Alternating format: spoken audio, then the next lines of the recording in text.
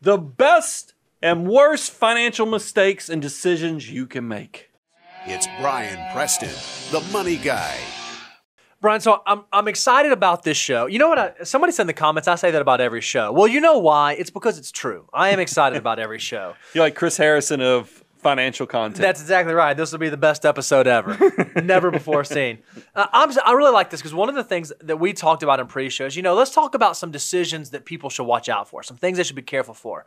And what better way to share things that other people should watch out for than us maybe sharing some things that we've done both right and wrong in the past. Well, I have said it many times, and you can learn a lot from this, is that the biggest creator of wisdom is experience. Yep. So we wanted to, because now we've gotten to the level, enough years under our belts, enough decades of helping successful families. Why not reflect upon things we've seen that have worked and things that have created failure, and kind of let you know where our wisdom came from. Sure. So we did break this out as the 3 worst decisions as well as the 3 best. Yep, love it. So let's kind of jump into these. The first one. And let's go. Let's do this. Let's go through the worst first, and then we'll go through the best. So that way we. I think this is good, and I love it because we might have some anecdotal things to share as well throughout it. But the first was, and I'll kick this off, is that investing in an internet mutual fund. So investing in an internet mutual fund was one of the worst investments that you've ever made. It must have done pretty poorly. So here's, there's always a kind of. And the fact that, realize, and this is the teachable moment, is there's always going to be distractions. Mm-hmm. Right now it's Bitcoin. A few years ago it was gold. Sure. Tell me how many people, when they find out you're a financial planner, ask you about marijuana stocks. All the time. This stuff is good. So let me just tell you from my experience. When I first started managing money, this is in the mid-90s, internet was kind of a novel thing. So when you hear internet mutual fund, I thought I was a genius because I was getting in on this mutual fund that was going to invest specifically in the internet. Like in .com type stocks and that sort of thing. Back then, the most you could put in an IRA was $2,000. So I put $2,000 in an IRA. I kid you guys, I'm telling you, you think things like 2019 was a good investment year. Back in the day when the internet first came on the scene, I had made over 100% in less than 6 months of this investment. I mean, it's very similar to what's going on. So it turned your 2,000 into 4,000 in less than 6 months. So I got my friends on it. They made a few $100. They were like, man, this is great. And then we kind of realized just because you put .com behind the name of a business, it doesn't necessarily make it more profitable. Okay. The internet is a tool. It's kind of like blockchain is a powerful thing, but just because it's using blockchain doesn't mean there's value there or something that's creating profit or income for you. So this thing went bad. I ended up selling it. I'm trying to remember that part of it, but it was not worth $4,800, which is the maximum it got up to of my $2,000. It was something like $400 or $500. Sure. I sold it, took the loss. But I realized very quickly, and this is what I learned, is don't chase the hot dot. So just because something has done really well, just because something might have been the top performer last year, doesn't mean that's probably the thing that you should invest in this year or the train you should jump on moving forward. And I think it also is a reminder, you have to figure out, are you an investor or are you a speculator? Mm-hmm. Because if you're an investor, that means you're in this for the long term. You're buying investments that it doesn't matter what happens in the economy, what's happening in your financial life. You're going to buy this because fundamentally it's a good investment. A speculator requires that you're getting a little bit of luck, that your timing is perfect, that you've got this thing right, that the trend, the momentum is working for you. That's not investing. That's kind of gambling. Yep. So understand, are you an investor? Are you a speculator? And don't go chasing the hot dot. All right, so then I'll share my third worst investment that I've ever made, buying a 2005 Acura TL. Now, you may say, hey, Acuras are pretty good cars, and 2005 was a solid model. You would be correct. There was nothing wrong with the car. It wasn't a bad investment because it was a bad car. It was a bad investment because all through college, I drove a 1998 F-150, right? And it was an awesome truck, nothing wrong with it.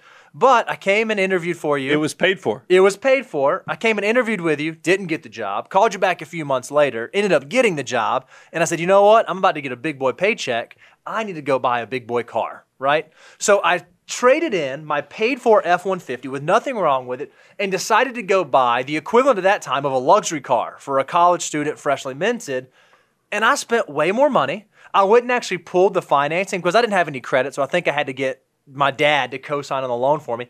The interest rate when I bought this 2005 Acura TL was 9.1%. Oh my goodness. On not a loan. But I was in the real world. I needed to go buy a car that reflected me being a professional. It made all the sense in the world. I don't think I ever knew that you paid 9.1% interest on that loan. I didn't know that either. I had to go do a little bit of research to figure that out. Yeah, maybe not the best financial decision I've ever made. When you bring this up, this makes me think about, we see it a lot with professionals. Like, let's think about doctors. Because doctors, unfortunately, they're in school a long time. And because you're in school a long time, a lot of your friends get out of college when they're in their 22, 23, but you're still in medical school. Heck, you might, after you get through, because by the way, after you get through medical school, you then have to go do your residency. Sure. And you're still not making money. Yep. I mean, you're kind of, they pay you the way the whole thing works for you to get the experience. They pay you way less than what you're worth. And you might be in your 30s before you get out from medical. So what do doctors typically do? They get that first pay job, that big paying job, but they have 6 figures of student loan debt. They have all this baggage they're carrying. Plus, they're way behind. They go get a fancy car because they want to reward themselves for making it through the journey. You kind of did the same thing. And I'm giving you guys the other side. I remember the first day Bo showed up at work. I look out the window, and I see Bo get out of the car, and I'm like, that car is as nice as my car. What is wrong with this? Because Bo is like 20 years old when he first starts working with me.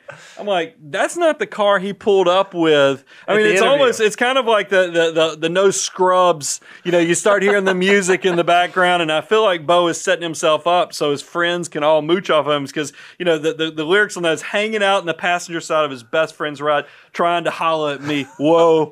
You know, it's one of those things where Bo was totally trying to set it up where he looked the part of success for his friends, for himself, because he had done, because you come from very humble beginnings. And I think that is, you see how often I worked with a lot of professional athletes in my second job out of college.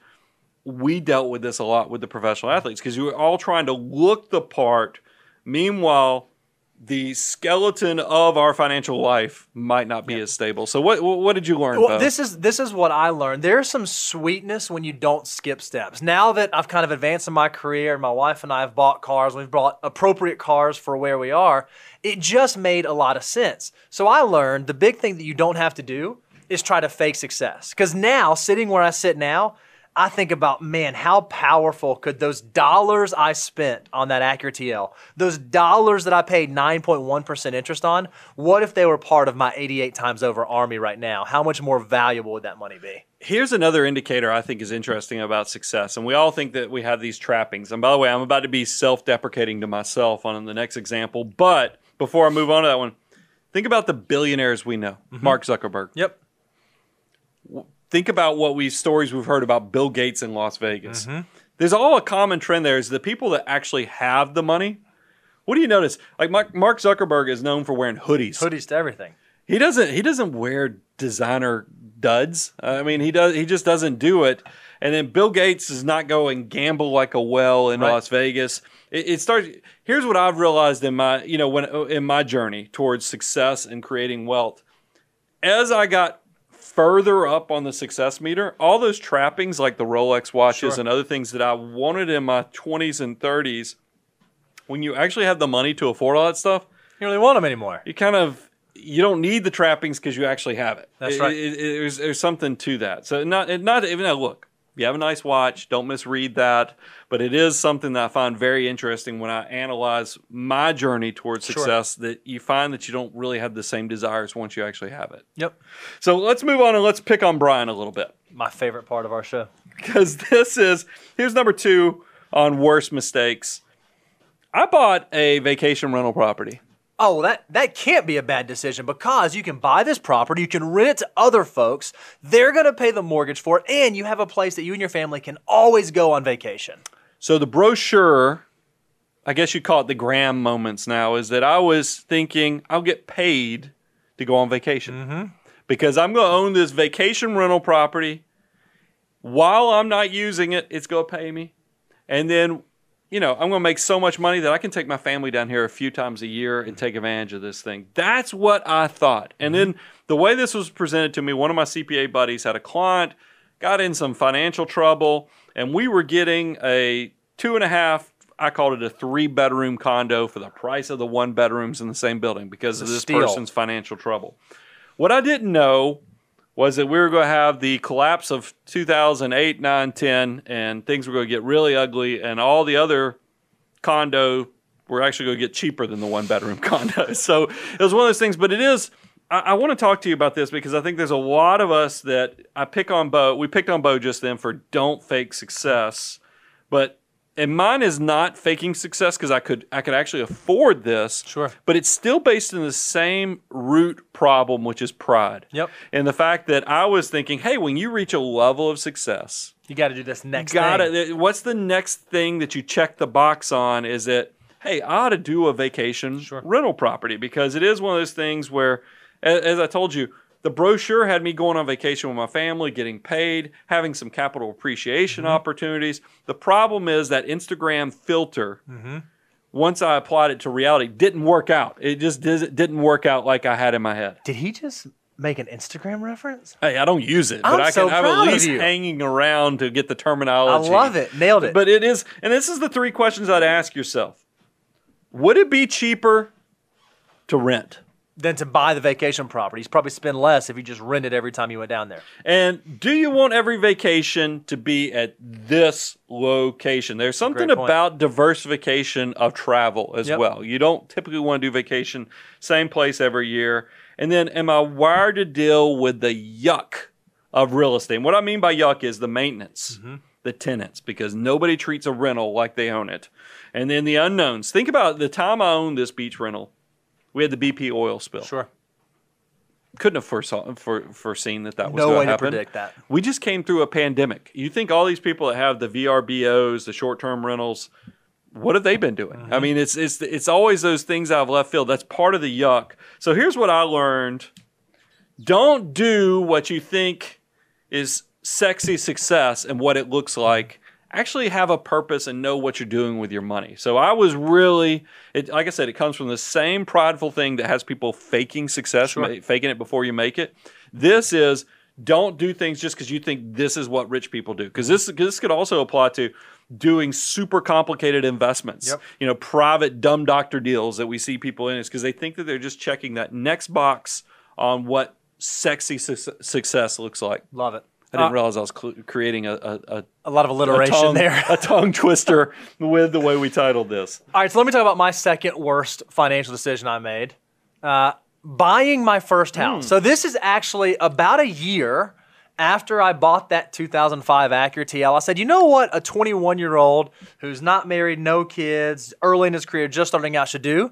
He should probably go buy a 4-bedroom house. By the way, that's the actual picture of your house. You can see the ball and car in the driveway. That's the TL. That's a beautiful house. I got to tell you, it's aged well, Bo. It was a fine house, but it may have been a little premature because a lot of things happened over the coming years, like I got married, like we ended up moving to a different state. We ended up moving our business.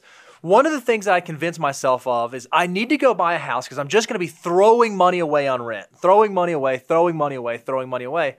Well, what I didn't recognize is that once you lay the claim to buying a house, to actually home ownership, you really need to be able to commit to that for 5 to 7 years. When I bought that first house, I was not thinking 5 to 7 years in the future. I was thinking month to month. I didn't want to just throw away that rent payment. I didn't recognize how valuable renting would have been to me because it would have made me mobile and it would have made me flexible and it would have left flexibility on my side. So don't you feel like you were kind of falling prey to the same thing I did, is that you were also checking the box on the things of life that successful people do? That's exactly right. I bought the car, I got the job, and then I bought the car, and then I bought the house. Here's what I learned from it. Don't get food wrong. Yeah. Don't get your order of operations wrong.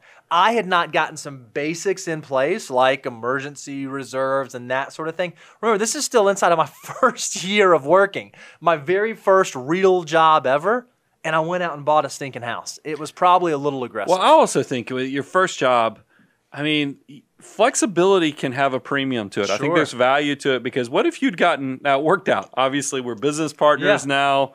We work together.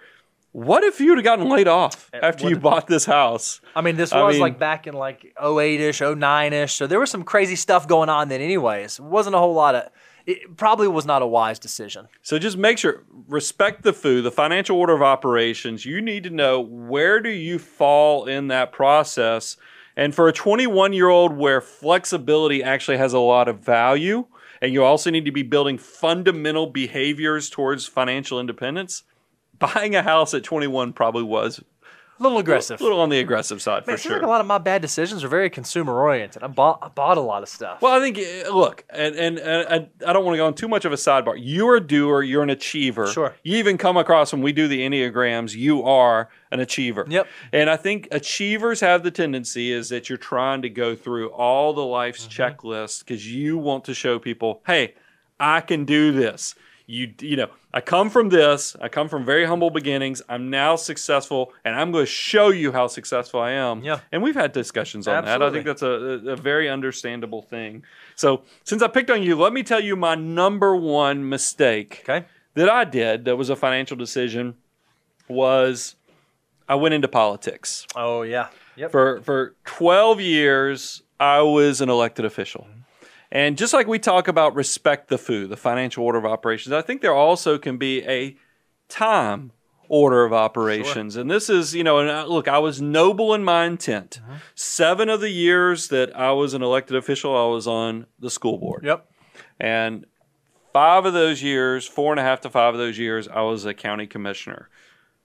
There's a difference there. I'm dividing them on purpose.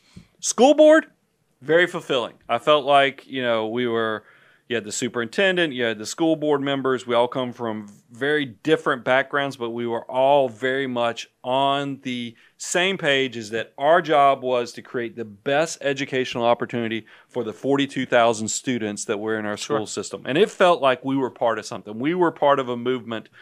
Then as soon as I went to county commissioner and you had to start putting D's and R's and other things next to your name, and you actually stepped into the arena of politics, guys, it's hard. Yep. It's tough. There's a lot of stuff that you're dealing with that has nothing to do with actually creating the world a better place.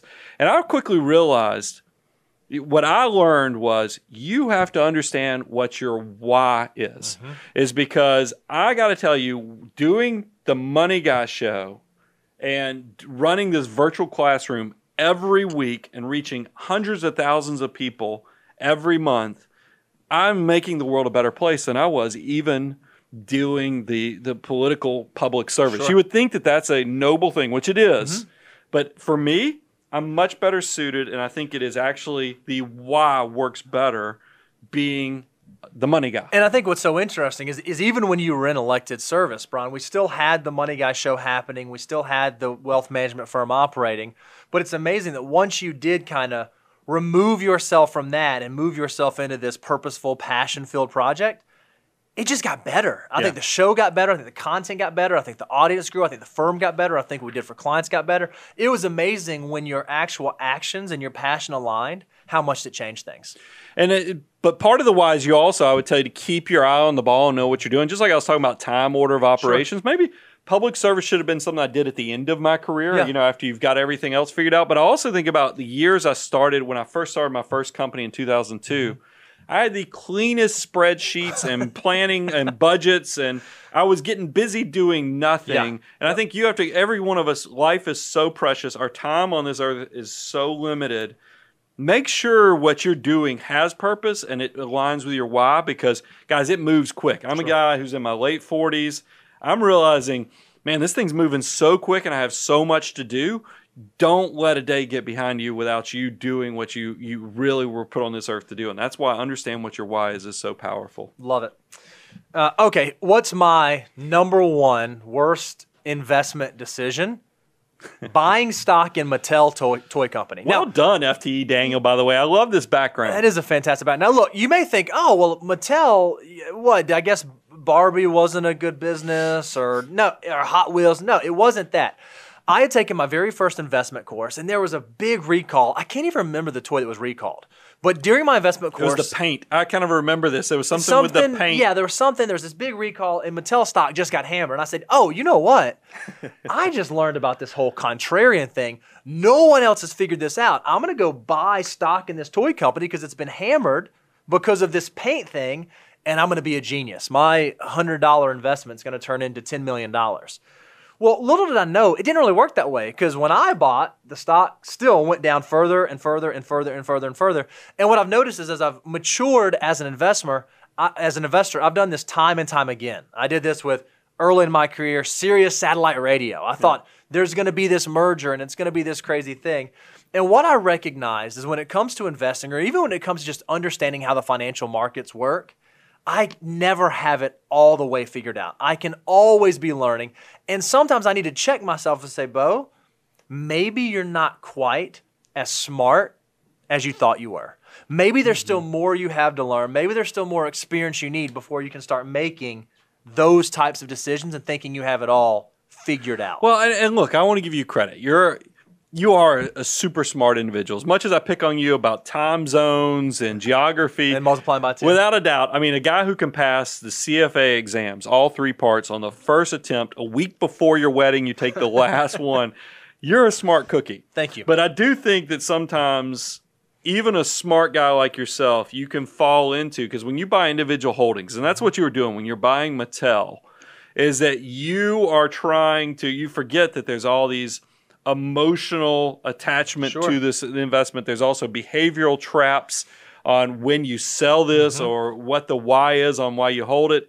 So it's not only on how smart you are, it's also the emotional and the behavioral stuff that gets skewed when you're doing these type of individual holdings. Yep. I probably would have been much, much, much better off just go buying a low-cost index. Yeah. S&P 500 mutual fund or ETF probably would have served me a lot better than that individual investment in Mattel Toy Company. And that's actually a great transition because I want to pivot from the negative stuff because we picked on ourselves, shared all the mistakes we've made, that we've created great learning moments where you don't have to make those mistakes.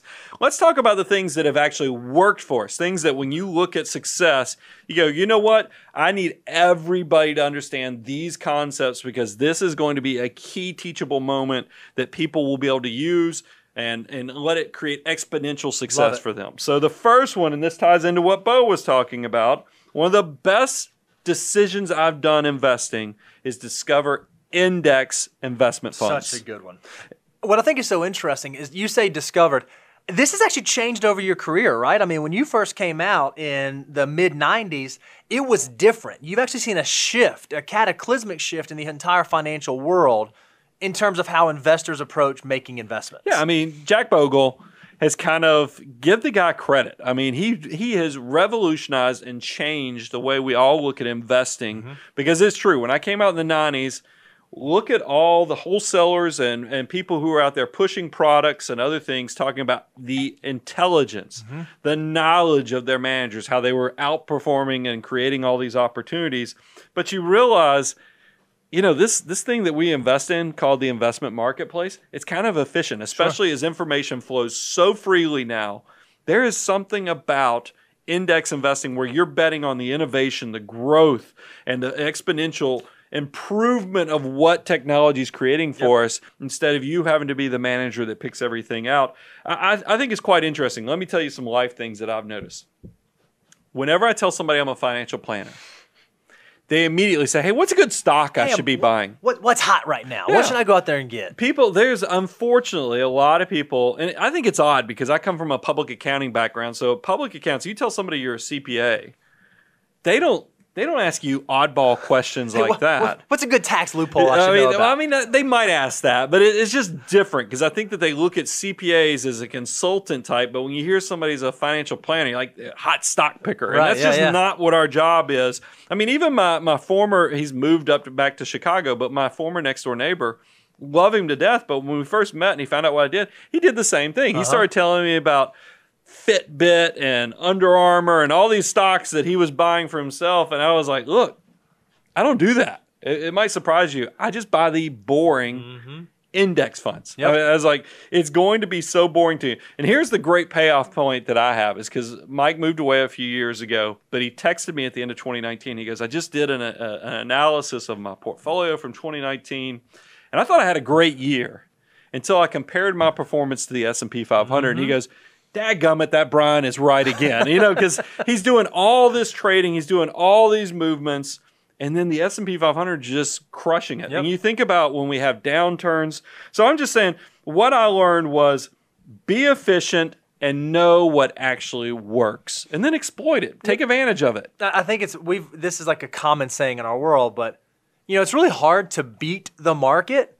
There's nothing wrong with just being the market, and that's what index investing allows you to do. It allows you to participate in the general upward trend of the overall market, and I just don't think that's a bad thing. Yeah, and I think, I talk about it all the time, is that investing in general is walking up an ever-growing mountain with a yo-yo. Mm-hmm. Yes, there's ups and downs, but guys, this pizza pie is getting bigger. Sure. Innovation, technology, spreading across the globe is creating bigger and bigger opportunities. Despite all the negativity of things that we have to deal with, there's actually going to be a lot of great opportunity in the coming decades. Sure, love it. Okay, so what is my number 3 best investment I've ever made? Now, look, okay, this one's touchy-feely, but it's pretty good. I said buying an engagement ring. I think it's one of the best investments I've ever made because pre-engagement ring Bo screwed up a lot of stuff. I went and bought a fancy car because I wanted a fancy. No, just because that's what you're supposed to do. And I went and bought a house because I needed a house. No, I just thought it was what I was supposed to do. Once I started learning that, maybe there should be a why behind the decisions I'm making. Maybe there should be some purpose behind what I'm doing, not just trying to race as fast as I can and check the next box, and the next box, and the next box, and the next box. It really adds to the sweetness of life. Once, I kind of got my head around, hey, maybe I want to marry this girl that I've been dating for a number of years, and maybe we want to start a family, maybe we want to do this stuff together. It really changed my perspective on why am I doing the things that I'm doing. It became less about, this is what the rest of the world is saying, and more about, this is what I like. This is what's fulfilling to me. This is something that actually is an avenue or a thing that I want to move towards. So it just hit me. And I was like, why didn't I bring this up in the content meeting this morning? I get why you put this one on here. Why is that? Your tightwad self, this is your anniversary gift to your wife. Because your anniversary is like in a week. It's in a week. So you're going to probably fire up the big screen at the house, show her this clip, and be like, look how sweet I am, happy baby. Anniversary, honey. You're the 3rd best decision I've ever made in life. Oh my gosh. Maybe can we cut and redo this? I need this to be my number 1. I need this to be my number 1. But no, in all reality, I know what you mean is that that this is bigger than you. That's and this right. is the type of thing. So I don't want to steal your but it just hit me. I was like, his anniversary's coming up. And I was like, son of a, he is doing this as an anniversary gift to his wife. Ruby, I just do need in post. I need you to make sure that this one shows up as my number 1, though. And that'd be great. So what did you learn? Here's what I learned. Happiness comes from a purposeful life. I think the earlier you can find your purpose, the earlier you can discover your why, the more fulfilling, the more full, the more happy your life will be. I kind of wish we'd have done mine.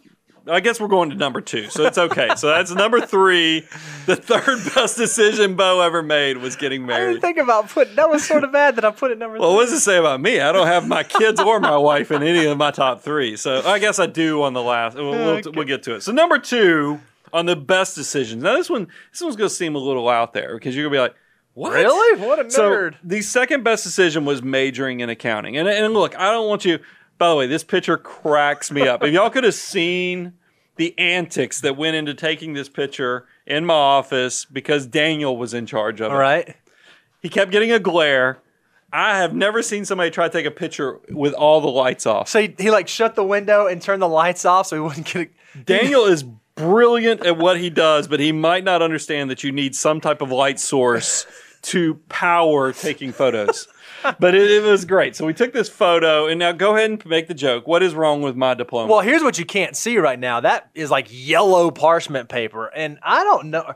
Are diplomas supposed to just turn yellow and begin disintegrating? Is it really that old that the paper doesn't even withstand anymore? Bo likes to show that I have like stickers coming off. It's yellowed. Okay, I'm old. We get it. Yeah. But I think that being old creates some wisdom in the fact that this is what I mean.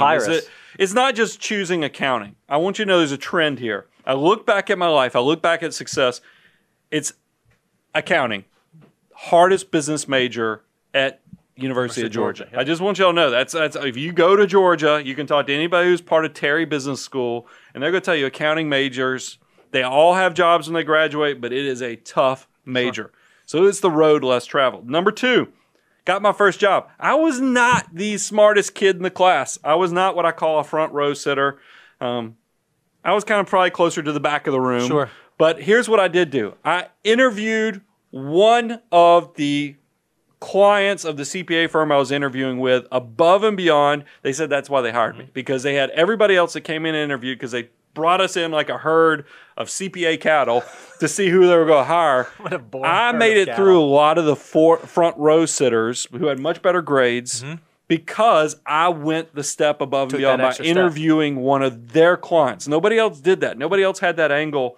The whole thing with starting a business. Guys, if you knew, when I told my in-laws that I was leaving this perfectly good paying job that had great trajectory forward to start my own business, my in-laws were like, you sure you want to do that? You have a good job. Why would you want to go start your own company when you have this great job? And then even with starting the Money Guy show, my wife had to go tell my friends not to pick on me too much about this crazy idea in 2006. She goes, don't pick on him. I know you, because we all guys pick on each other tremendously. She's like, don't pick on him. He's really passionate about it. I know it's out there. Just don't do it. All these things, what I learned was if you go the road less traveled and do what others will not, there's a good chance you will be rewarded for thinking that. Have a big picture view to things. And I looked at all the successful things in my life were typically because I took the harder task. It set me up for a much easier life in the future. And there's actually a greater point I'm going to talk about in a minute that still ties into that. But do the work that others are not willing to do. I love it. And let me just go and say, I'm kind of glad you did that, or else we wouldn't be sitting here today doing the Money Guy show, right?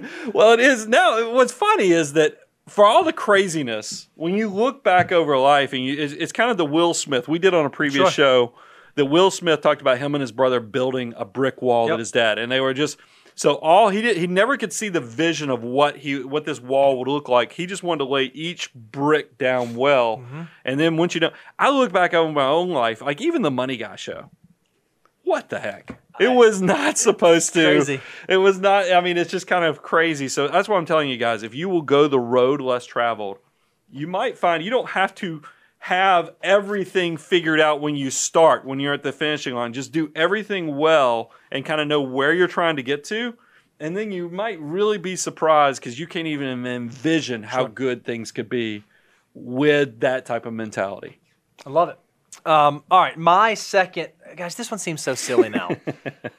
My second best investment decision that I've ever made is paying for a house cleaning service. Wait a minute. We just went from me starting businesses and what do we have here? We have somebody scrubbing a toilet.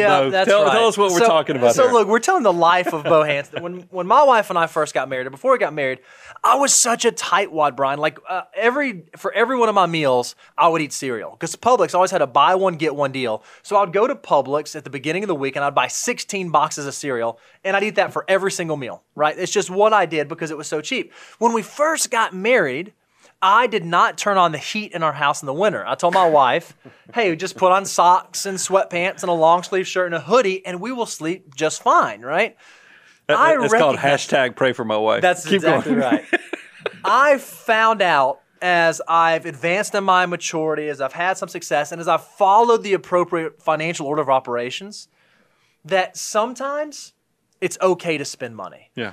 For me and my wife, we do not like cleaning. And frankly, we both stay so busy from day to day, month to month, year to year. When we do have time at home, we don't really want to spend our weekends scrubbing toilets or dusting or doing those sort of things. We'd rather just keep it neat so that we can have, we can focus on family time with our girls and doing that sort of thing. So we recognize that one of the things we want to work into the budget that I do is we can put house cleaning in there. And by doing that and recognizing, you know what, yeah, maybe I could save that money, maybe I could invest that, maybe I could put that in my army of dollar bills, there will be some utility, there will be some happiness that comes from spending money on that thing. So one of the things you have to figure out as you advance is what are the things that you do that are worth spending money on, and give yourself permission, so long as you follow the financial order of operations, to spend money on those things. Well, we've heard, at the end of life, you never see a U-Haul following the hearse because you don't get to take it with you. But I'll go even deeper is because, you're still in that warrior stage, conquering the world. I'm the, guy who's in his late 40s, a little more sentimental about things.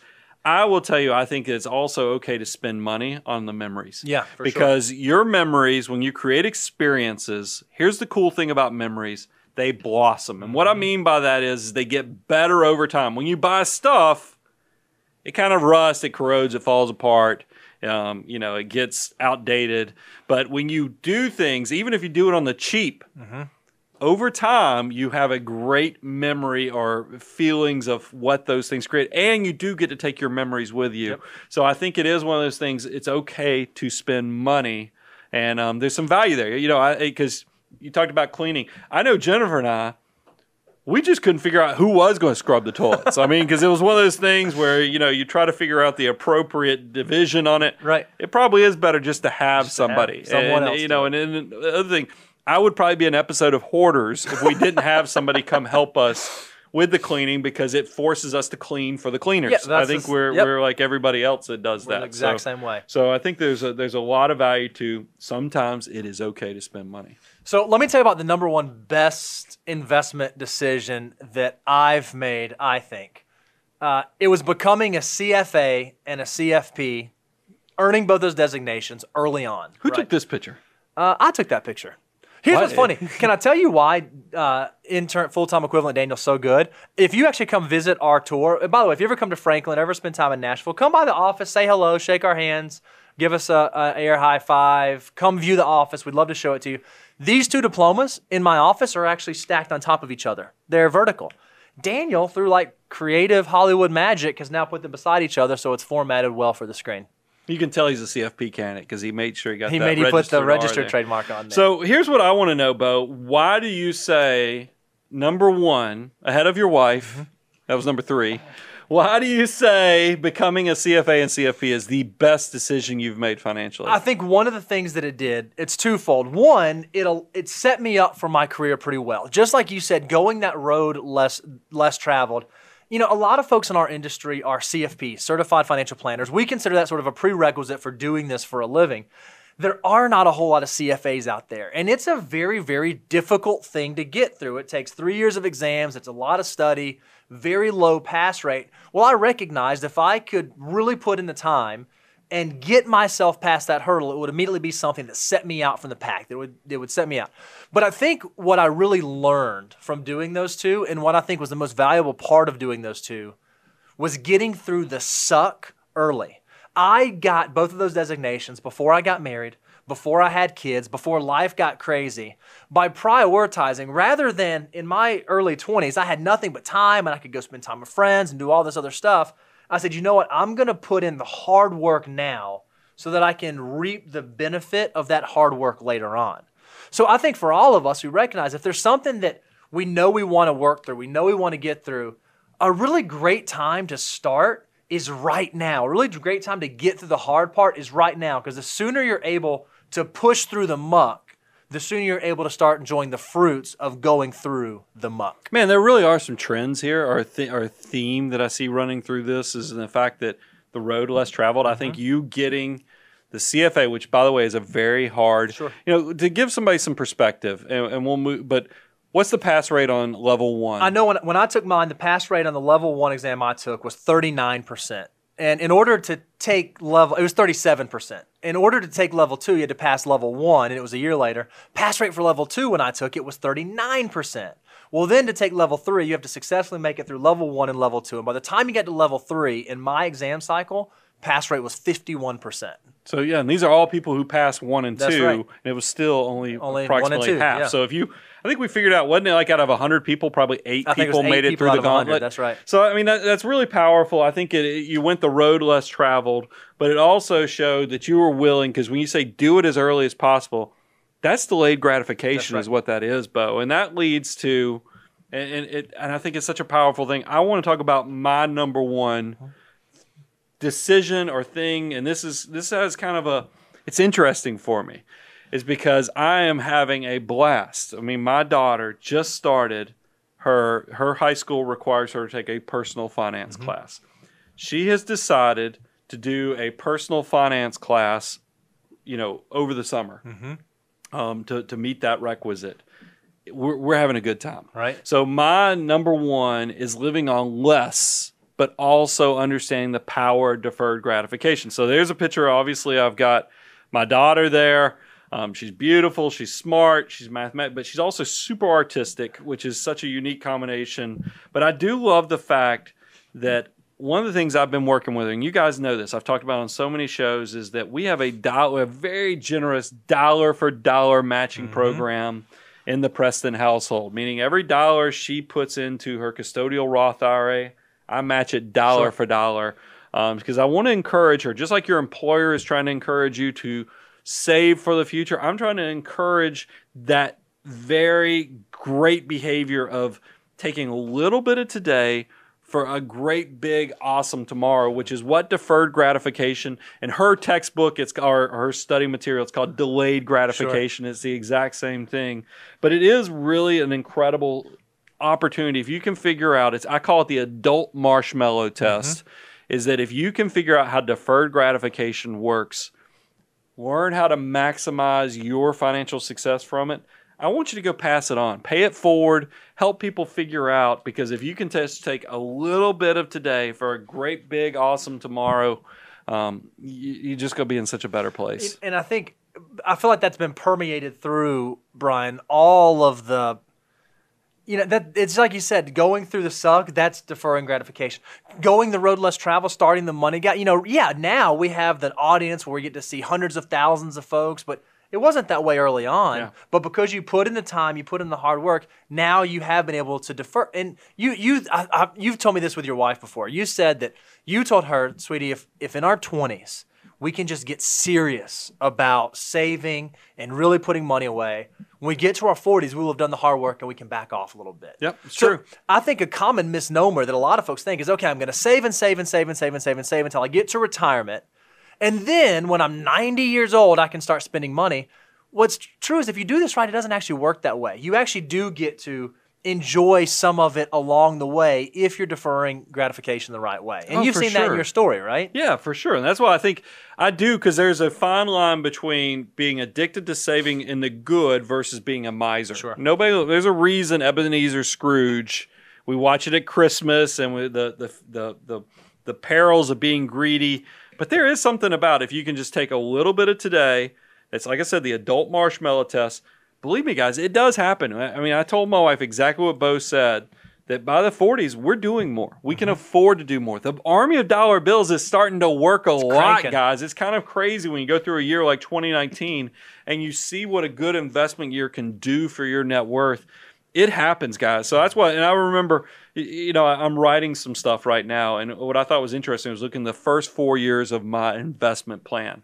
Is after 4 years, I had accumulated about $40,000, but then we hit the dot-com bubble, took that money down to $28,000. I remember it felt like, because my first goal was to get to $100,000 of assets, it was moving backwards on me, because it felt like, hey, you're working, you're saving, and then you have a downturn in the economy and it goes backwards and you lose so much money. But then, guys, I'm going to tell you, if you will just take this and keep putting one step and 1 foot before the other, or put that brick in the wall like Will Smith talks about, one day you look back and go, wow, this thing really has reached critical mass. I'm starting to see the fruit of all that sacrifice of just taking just a little bit. Because the other thing we know from our research, the sooner you start, the easier this journey is. Right. So go, and that's why pay it forward. Tell anybody you know. If you have kids, if you have grandchildren, you have nieces and nephews, you have a kid down the block that you see him when you're on your daily walk, tell them about deferred gratification. You might come off as a little quirky, but maybe you'll say it enough that they'll actually go and look at it and then find out. There's a reason I love the book, The Wealthy Barber. It's such a unique storyline where you have the richest guy in town is the guy who's cutting everybody's hair, which after COVID-19, we know that he's a popular guy too because we all need haircuts. It is powerful if you can understand the value of deferred gratification. I think it's so funny, Brian. Obviously, we've made financial mistakes in the past, but I think the one thing that sort of permeated through this is that we learn from them.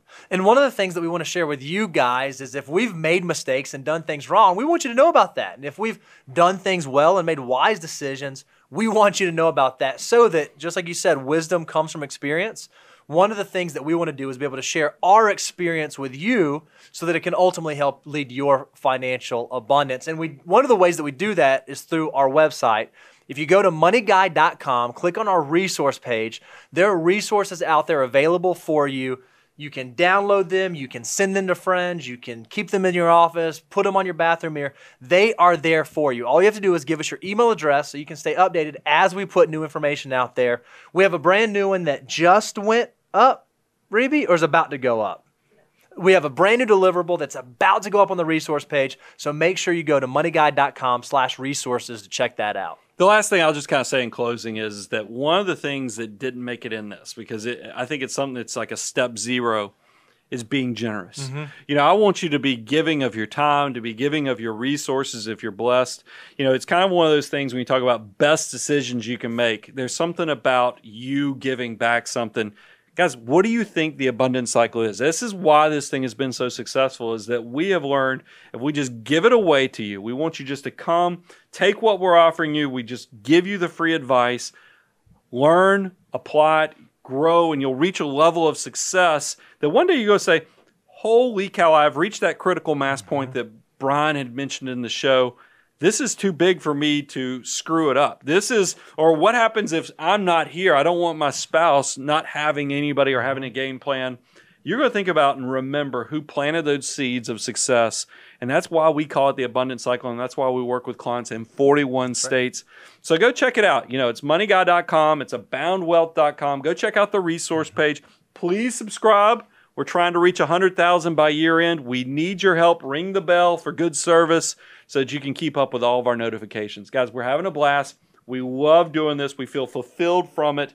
It really is one of those gifts that we even get to come into your house or your car, wherever you're consuming this content. I'm your host, Brian Preston, Mr. Bo Hansen. Money Guy team out.